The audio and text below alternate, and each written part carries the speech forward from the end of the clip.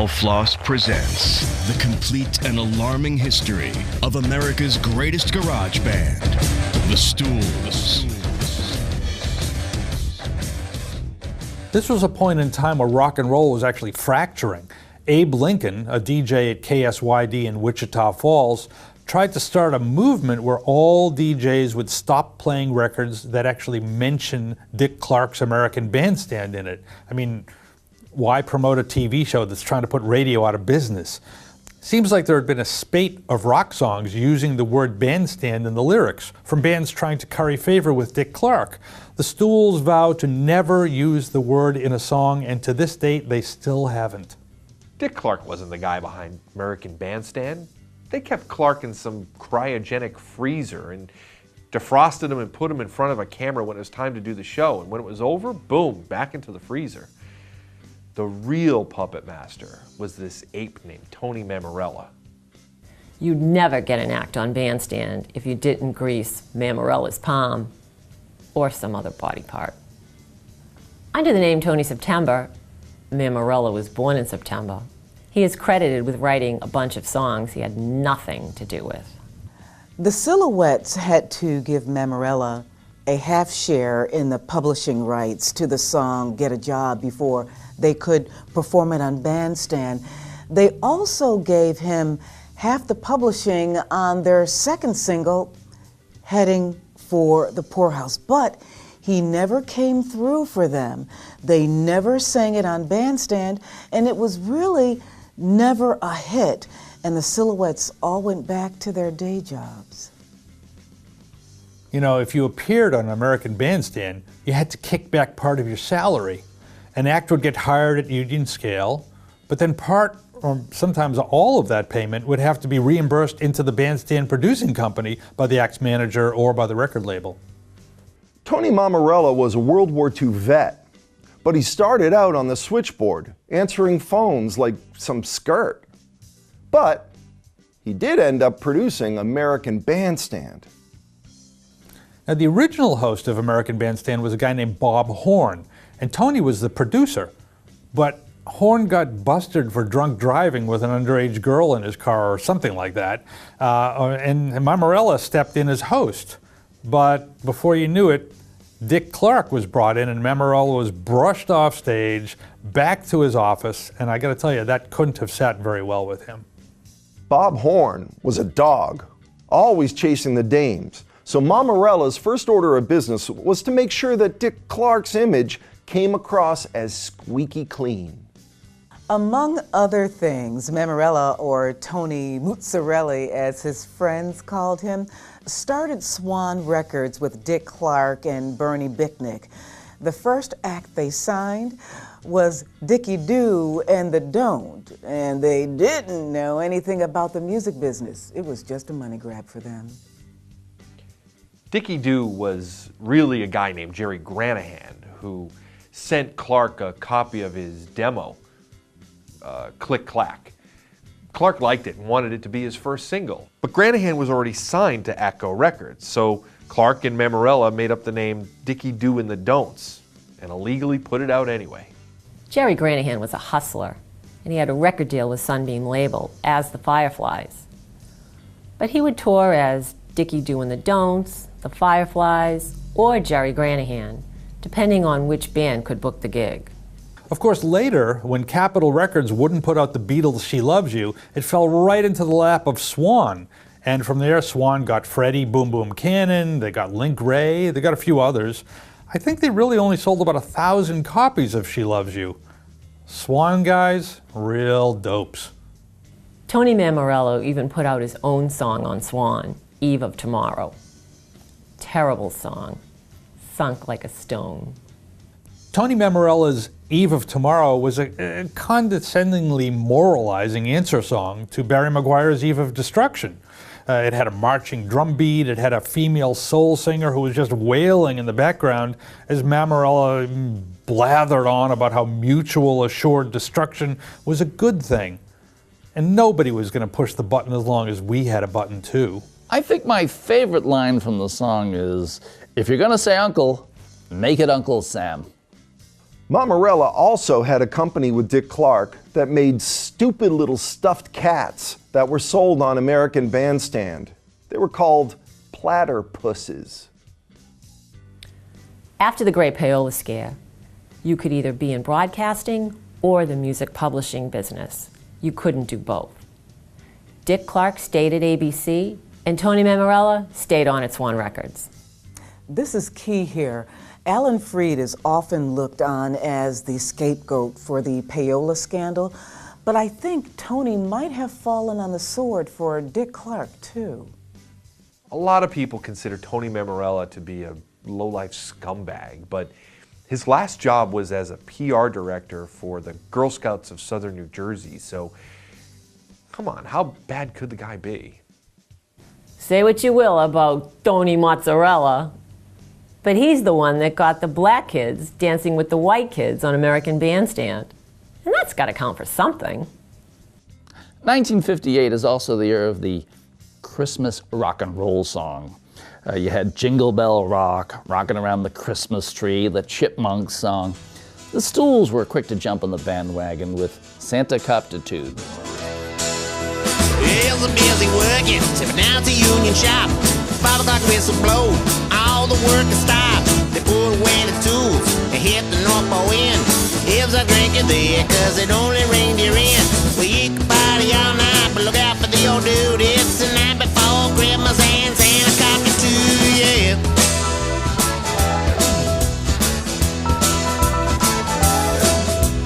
Santa back half empty, productivity down.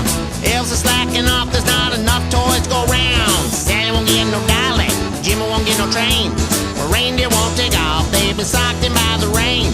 Well, you can wait up all night, but the morning truth is rude. It's the night before Christmas and Santa's got to you.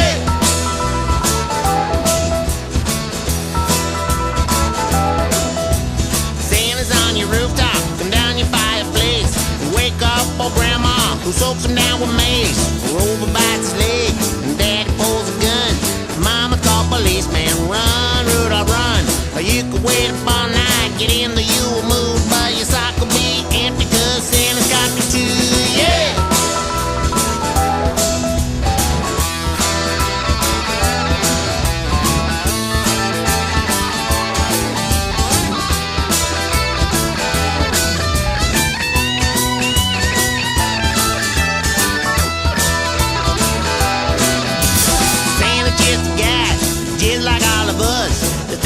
On Christmas, I'd rather not discuss. Cause Jenny is sleeping, sugar plums in her head. Santa comes creeping, sneaks up on her bed. Wake up in the morning, she finds her eyes are glued. Cause it's the night before Christmas and Santa's got me too, yeah!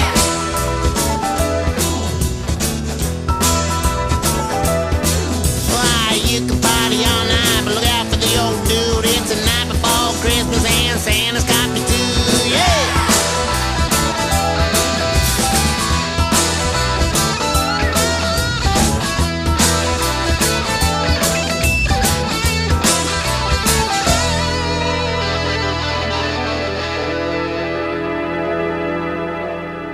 Along with Stan Freberg's satire on advertising, Green Christmas, the Stools' Santa Coptitude was banned by most radio stations across the country and parts of Mexico.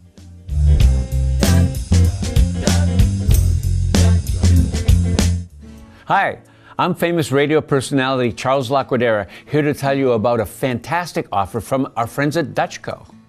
It's a brand new long-playing album called For Lovers Only, the great love songs of the Stools.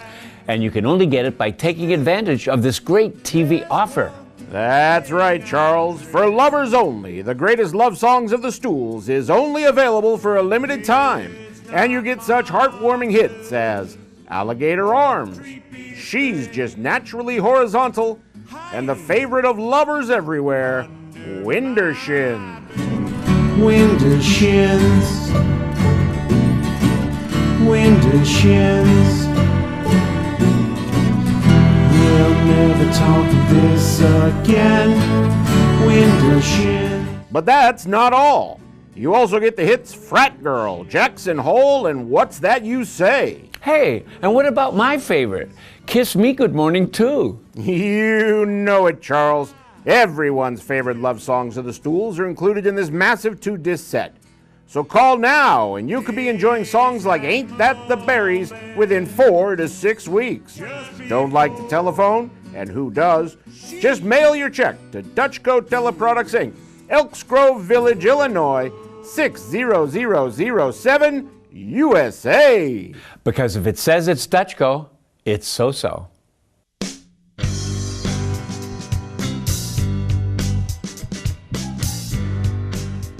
Things really started to pick up for the Stools in 1959.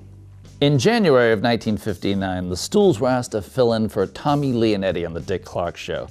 Leonetti had been dropped because word got out that he had testified before a Senate committee that his manager had tried to force jukebox owners to stock his records.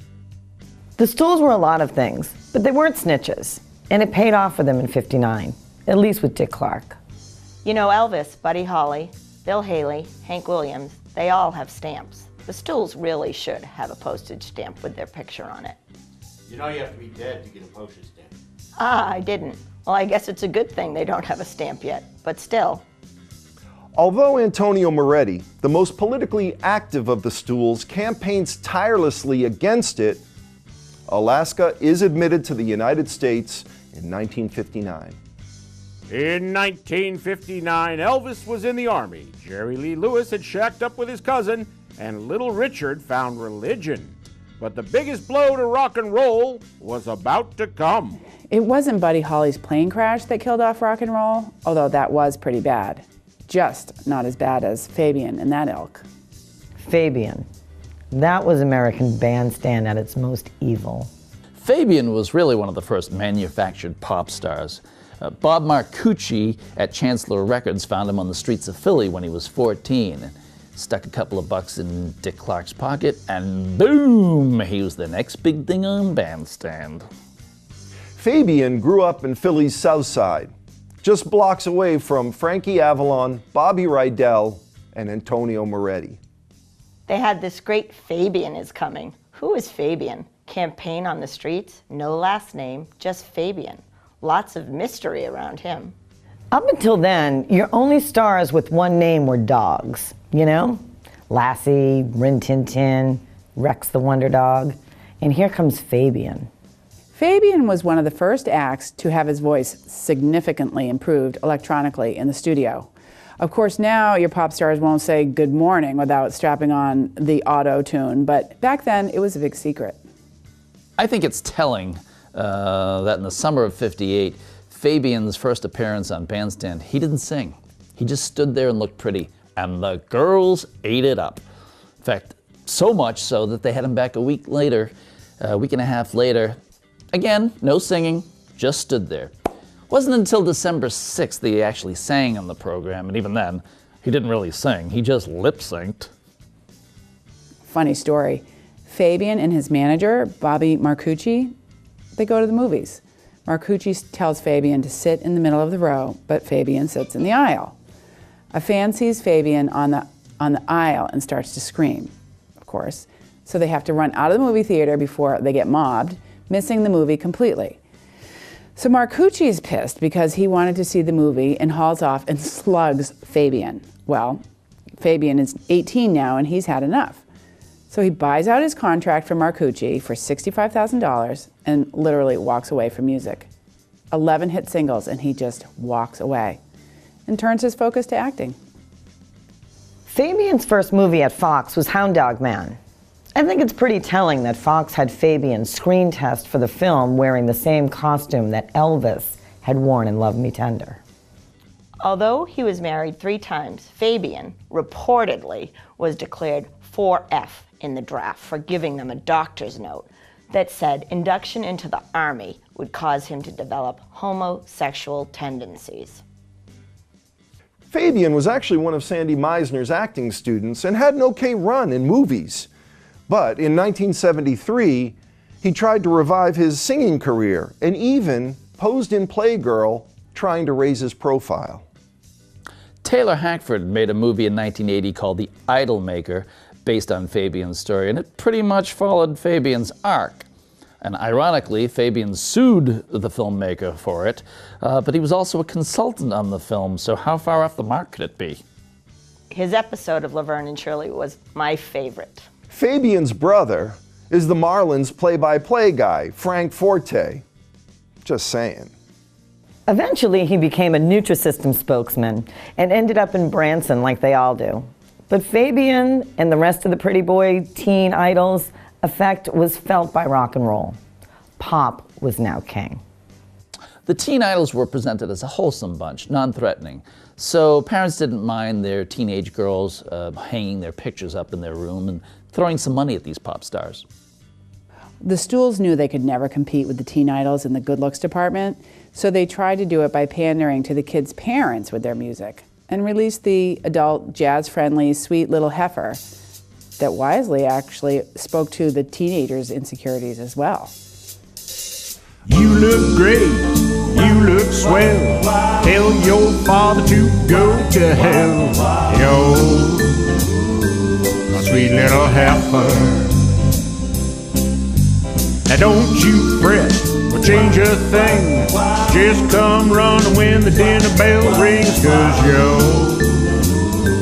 my sweet little heifer.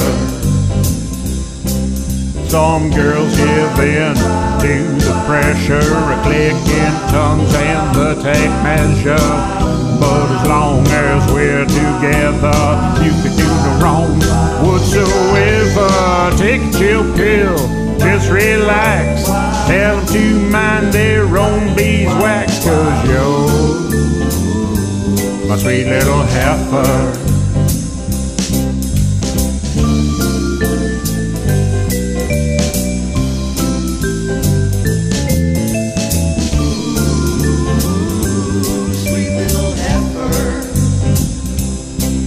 Some folks think they are being parental when all they're doing is being judgmental.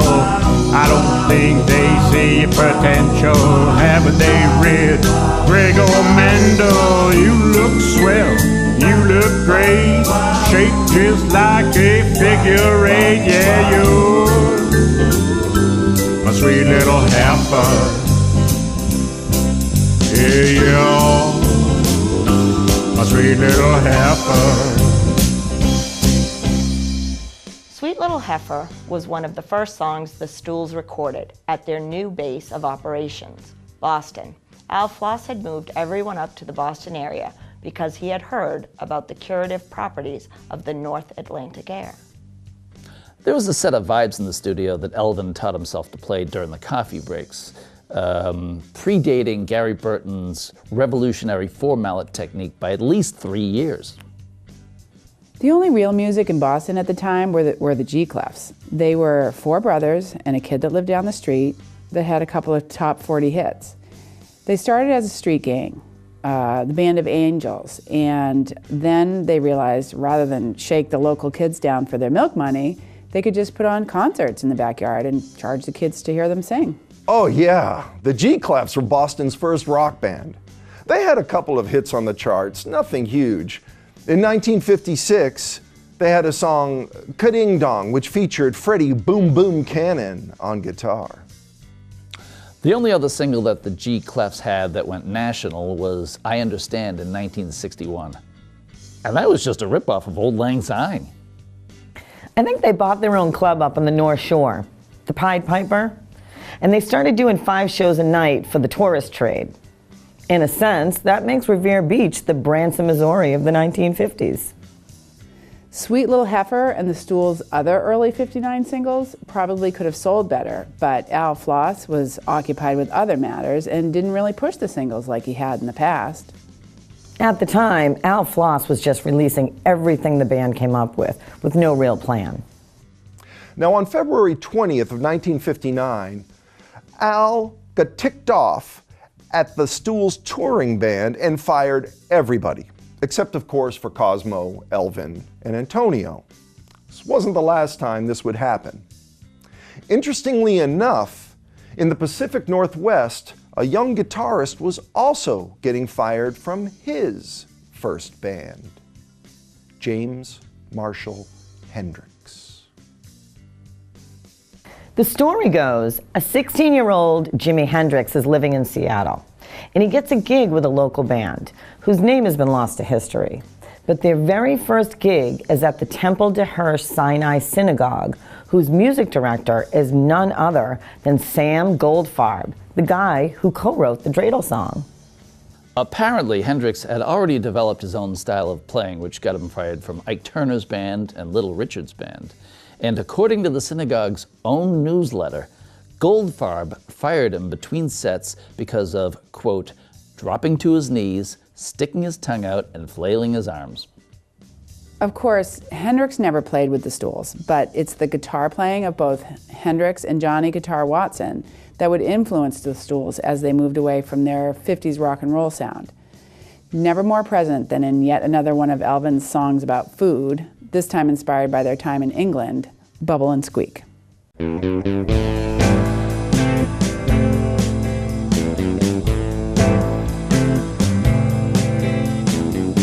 I'm just left over, pushed to the side. Whatever drove her no longer applied. Recede on, so to speak. I'm bubble and squeak.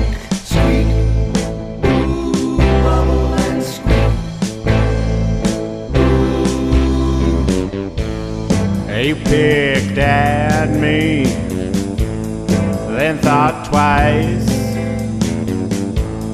Was I too fattening or too good price? Unspoken, cutting critique. I'm bubble and squeak.